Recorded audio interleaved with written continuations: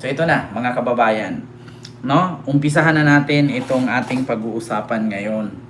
Mga kababayan, na naalala nyo ang kampo ni Sara Duterte at itong mga supporter niya, mga bobo tanga-tanga, inutil, uto-uto ng mga DDS ay nanawagan po mga kababayan ng kudita, no? Napababain daw si Marcos, Marcos resign, at ang ipapalit daw si Sara kasi ganito daw mga kababayan. Yung pinaglalaban nila kanina sa rally, ganito po yun. Bakit daw halos na mga nagrarally ay puro daw mga akbayan, mga NPA, mga komunista, at mga dilawan? So sana daw bumaba na si PBBM at si Sara na daw ang maging presidente para matanggal na itong mga NPA, mga rebelde daw. So ngayon mga kababayan, hindi po si Sara sagot para mawala ang rebelde. Bakit? Mas lalo pong dumami ang rebelde. Tandaan nyo yan ha. Sa mga nagsabi dyan na 100 million ang boboto kay Sara sa 2028. Diyos ko po, sabi ko nga, magbugot ako ng ulo kung manalo yan sa 2028 eh. Kaya ako ilang challenge na ako. Hindi talaga pumalya yung challenge ko. Siyempre, nagbe-base lang man ako sa mga pangyayari. 'Di ba? Pag si Sara daw naging presidente, mga kababayan, mawala daw ng mga NPA. Putang ina, mas lalong dadami ang NPA kasi bakit ako, sasali pa ako maging NPA dyan. Pag yan ang naging presidente. So, ito mga kababayan, ito na. Mismo ang mga military, mga kababayan, ay nagsalita na ang kanilang loyalty ay na kay PBBM. Hindi po sila basta-bastang makinig sa mga pautot na kasinungalingan at kwentong barbero ni Inday Buday, mga kababayan. So ito po, pakinggan nyo po ang balita mga kababayan na kung saan mismo ang mga military personnel ay nagsabing na kay PBBM pa rin ang kanilang loyalty. Ito po mga kababayan ay sinabi po ng isang tawag dito AFP Sergeant Major na si Lasso ay katapatan ng administrasyon, no, ang kanilang loyalty. Ito po mga kababayan. Pinagtibay ng Konseho ng Armed Forces of the Philippines Sergeants Major ang katapatan ng sandatahang lakas para sa administrasyon ni Pangulong Marcos. Anila, mananatili silang apolitikal o hindi makikialam sa politika. Yan ang sentro ng balita ni Harley Valbuena. Be the carriers of clarity in a time of confusion, the guardians of solidarity in time of noise and polarization. Alam niyo, sa totoo lang mga kababayan, napanood nyo kung paano si PBBM magsalita, mag-English, mag-memorize, no? Yung alam nyo, ito mga kababayan, ganito yan eh. Nakita nyo kung paano si Marcos mag-speech? Nakita nyo kung paano siya magsalita na walang kodigo? At nakita nyo na isang gabi lang napakahaba na halos 3 pages ng papel na memorya niya at nasasabi niyang maayos na i-delivered niya on reason, on time, and on ways. 'Di ba? Tapos yan ang sabihin niyo adik. Yan yung sabihin niyo bangag. Sige nga, tanungin ko kayo mga kababayan, kahit sinong psychiatrist ang mag-examine kay PBBM kung ganyan ka-alerto ang utak niya mag-memorize, magsalita at mag-delivered, ang psychiatrist mapapahiya or else mahihiya. Mahihiya mag-examine kay PBBM. Isipin ninyong mabuti mga DDS. Kung meron mang totoong bangag dito, kayo. Bakit? Ultimo, English na napakasimple, hindi nyo naintindihan. Nung nakaraang araw, nagbasa yung abogado. Nagbasa yung abogado sa kaso ni Digong. Umpisa pa lang, puro na reject. At yung abogado daw ni Digong hindi makapagpasa ng mga dokumento na dapat kay Digong, ika-absuelto. Hindi nyo naintindihan. So, umpisa pa lang na nagbasa yung abogado, alam na natin na rejected or denied ang interim release ni Digong. Pero kayo, sigaw pa rin ng sigaw. Putang ina. Di ba? Tapos sasabihin ninyo ngayon si PBBM adik. Saan kayo nakakita ng adik kung mag-deliver ng speech ay napakagaling? Saan ka nakakita ng adik na kung magsalita ay with emotions? Tapos yung i-delivered niya, ang galing-galing ng pagsasalaysay at pagbigkas niya isa-isa. Kung si Sara nga, 'di ba? Kung si Sara nga hindi daw adik, Pero putang ina, Tagalog na nga lang, ang pangit pang pakinggan. Diba? Kung meron mang totoong adik dito, si Sara. Diyos ko. Yoy, naku, ayoko na magsalita. Continue natin. Huwag tayong magpapadala sa ingay ng kasinungalingan. Ito ang direktiba ni Pangulong Ferdinand R. Marcos Jr. Mm. sa Sandatahang Lakas ng Pilipinas sa traditional dinner ng Council Surgeons Major ng Armed Forces of the Philippines sa Nanay Malacanang. Minda, hello po. Ang Surgeons Major Council ay binubuo ng senior enlisted members ng AFP na nagsisilbing advisory body sa mga panuntunan sa enlisted personnel tulad ng pagdidisiplina, training, pagpapataas ng moral at welfare o kanilang kapakanan. Sa kanyang talumpati, sinabi ng Pangulo na sa panahon ng mga pagsubok, Ma'am Stephanie, nananatiling hello po. matatag ang Republika dahil hindi nagpapatinag ang mga sundalong tagapagtanggol nito. Despite these waves of changes, your purpose remains unchanged. Oh. To uphold our Constitution, remain loyal to the Republic, and to protect all Filipino citizens.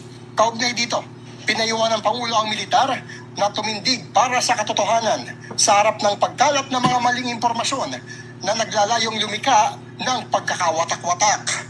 Ang konseho naman ng AFP Surgeons Major, pinagtibay ang katapatan sa Commander-in-Chief at tiniyak na mananatili silang Adonai sila apolitikal po. o hindi nakikialam sa politika. We reaffirm our pledge of unwavering allegiance to the flag, to the Constitution, and to the duly constituted authority, and that is you as our Commander-in-Chief, sir. Diba? Oh, narinig nyo, mga kababayan? Mismo sinabi ni tawag dito, Major General o Major Sergeant, ano ba, Master Sergeant, no, na si, anong pangalan nito, Lasso ba? Mga kababayan, sabi ni Major Sergeant Lasso, na ang kanilang katapatan ay na kay PBBM. So Sara, ito lang masasabi ko, huwag ka na mangarap maging presidente. Oy, magantay ka na lang bumaba si PBBM sa kanyang pwesto. Alam niyo mga DDS, magantay na lang kayo matapos yung termino ni PBBM. Huwag na niyong itulak si Sara. Diyos ko, magkandalitsi-litsi pa yung ating bansa. Alam niyo, take note sa nangyayari ngayon sa ating bansa, isa lang ang kalaban ng administrasyon kundi si Sara. Pero take note, kapag si Sara ang maging presidente, bukas na bukas, putang ina, buong Pilipinas kalaban niya. Maniwala kayo sa akin. Ha? Mga kababayan. Salamat po, Ma'am Rosemary. Di ba? Sa totoo lang mga kababayan, nakita ninyo, yung mga dating nagrarally nung panahon ni Digong na napakadami, nawala na ngayon, di ba? Pero, ang tanging kalaban lang ng administrasyon ay ang mga Duterte. Ang mga DDS na bobo na taga-suporta sa mga Duterte. Pero, kung si Sara man bukas agad-agad presidente, putang ina, lahat talaga ng lalabas na dito yung mga grupo ng Manibela, grupo ng mga manggagawa, akbayan, kabataan, teacher, party list, basta lahat yan, maglabasan yan mga kababayan. Take note, sa administrasyon ni Marcos, isa lang po ang kalaban niya, si Sara. Pag si Sara ang maging presidente, administrasyon ni Sara ang kalaban niya, buong Pilipinas. Maniwala kayo sa akin, mga kababayan. Pati mga negosyante, nakakita ba kayo ngayon ng mga negosyante sumuporta kay Sara? Wala. Kasi halos lahat ng negosyante ayaw kay Sara.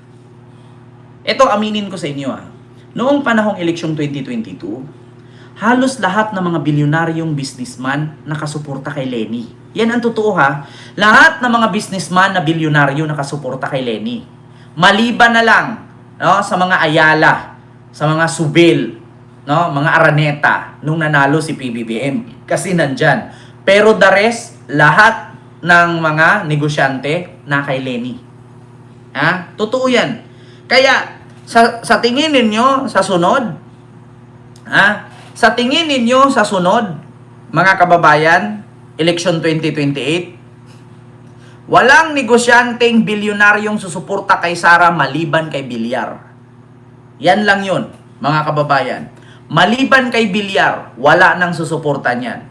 Biruin ninyo, kahit nga si Ramon Ang may-ari ng tawag dito, San Miguel Corporation, anong sabi ni Pulong? Kasi di ba may haka-haka noon, chismis-chismis na kung sakaling bababa daw si PBBM, ang magiging caretaker ay si Ramon Ang. Alam mo yung sinabi ni Pulong? Hindi! Mga ano yan eh, mga may tawag siya doon eh. Anong tawag noon mga kababayan? Yung mga negosyante, no? Mga oligarchs daw, mga oligarchs. Diyan pa lang, alam niyo sa totoo lang, ang nakakasira talaga sa isang pamilya ay yung mga anak. Sa totoo lang. Si Digong hindi makauwi dahil sa mga bunganga ng anak niya. Si Sara nasisira ang kandidatura dahil sa mga kapatid niya. Kasi kapag sa pulis, si Baste. Kapag sa sundalo, si Pulong. Kaya walang sumuporta. Tapos pagdating sa mga negosyante, tinatawag ba namang oligarchs? Wala talaga negosyante. Mga kababayan, ang susuporta kay Sara pagdating ng 2028 election. Kasi ito pa nga lang, si Ramon Ang tinatawag ng oligarchs. Ni Pulong. Hindi niya iniisip nung panahon na presidente ang tatay niya, ang laking tulong ni Ramon Ang kay Digong nung presidente ang tatay niya. Pero tatawagin nila ng oligarchs. Naku po. Mga kababayan, sa totoo lang, mga retired generals, mga retired military generals, mga sergeant, kung ano ba yung mga ranggo ninyo, hindi ko naman nila lahat. Pero, wag nyo na pong pangarapin na si Sara maging presidente. Wag naman kayo mandamay. Alam namin tapos na kayo sa serbisyo ninyo. Alam namin na nakakuha kayo, pensyon na lang inaantay ninyo, hayahay na yung buhay ninyo. Maawa naman kayo sa mga kabataan sa amin. Hindi pa namin narating yung mga pangarap namin. Kayo tapos na kayo, nakapag-graduate na kayo, nakaretiro na kayo, maganda na ang buhay ninyo. Huwag nyo naman kaming bigyan ng presidenteng walang kwenta. Maawa naman kayo sa amin. Huwag naman kayo manabla. Alam naman namin na unti na lang ang buhay ninyo dito sa mundo, mamamatay na kayo. Pipensyonado na kayo eh. Hayahay na buhay ninyo eh. Paano naman kaming papunta pa lang? Tapos bigyan nyo pa kami ng presidenteng walang kwenta. Bibigyan nyo kami ng pangulong hindi marunong mag-English. Bibigyan nyo kami ng pangulong itok-itok. Ano na mangyayari sa future namin? Meron nga tayong kasabihan, ang kabataan ng pag-asa ng bayan. Paano maging pag-asa ng bayan ng kabataan kung ang namumuno sa amin, isip bata? Mas matured pa nga yata ako kaysa kay Sara. Diba? Maawa naman kayo sa amin, mga retired military na mga gustong kudita at ipalit si Sara.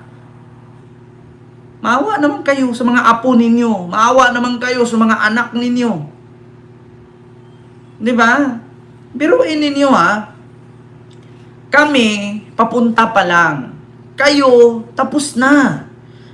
Tapos na kayo magserbisyo, tapos na kayo makapag-aral, nakamit nyo na yung mga gusto ninyong pangarap niyo bilang ganyan, bilang military, nagretiro na kayo, pensyonado na kayo, ang langing gagawin nyo na lang, mag-aalaga ng baboy, baka, kambing, dinosaur, Jurassic, or dragon. Tapos tumatanggap kayo ng tag 100,000 plus monthly. Diba? Tapos, ang mangyayari, bibigyan nyo kami ng presidenteng walang kwenta. Maawa naman kayo sa amin. Diba? Kung kami, hindi naman kami kukontra sa inyo. Pulong Stutman. Hindi kami kukontra sa gustuhin ninyo, mga retired military. Pero wag naman si Sara. Kung ano man ang balak ninyo, kung gusto nyo mong pababain si PBBM, pababain ninyo. Pero kung ang ipalit lang namin nyo si Sara, wag naman. Diba? Walang kwenta yan. Buti pa nga si Marcos ngayon, napakulong yung kurap. Nung panahon na ang tatay ni Sara, walang kurap na nakukulong eh. Kasi pagkaibigan niya, absuelto. Pagkaaway niya sa negosyo, or kaaway ng kaibigan niyang may negosyo, tapos nakatanggap siya ng malaking kickback, patay. Pag hindi niya kaibigan, nako, patay. Pag kaibigan, buhay.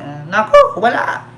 Wala kang maaasahan. Alam nyo, mga retired military, alam ko nagserbisyo kayo para sa bayan.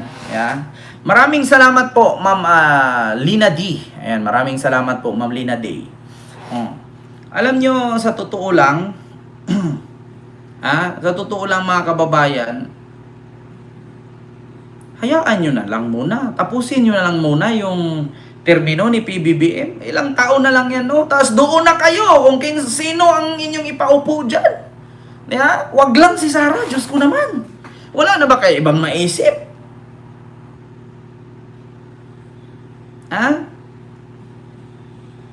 Pwede bang ang paupuin yung Muslim naman? Para mabago naman yung ating bansa. Kasi ilang presidente nang umupo. Pagkakalam ko, wala pang Muslim na naging presidente. Baka pag Muslim na, magbago na yung ating magbago na ating institusyon. Di ba?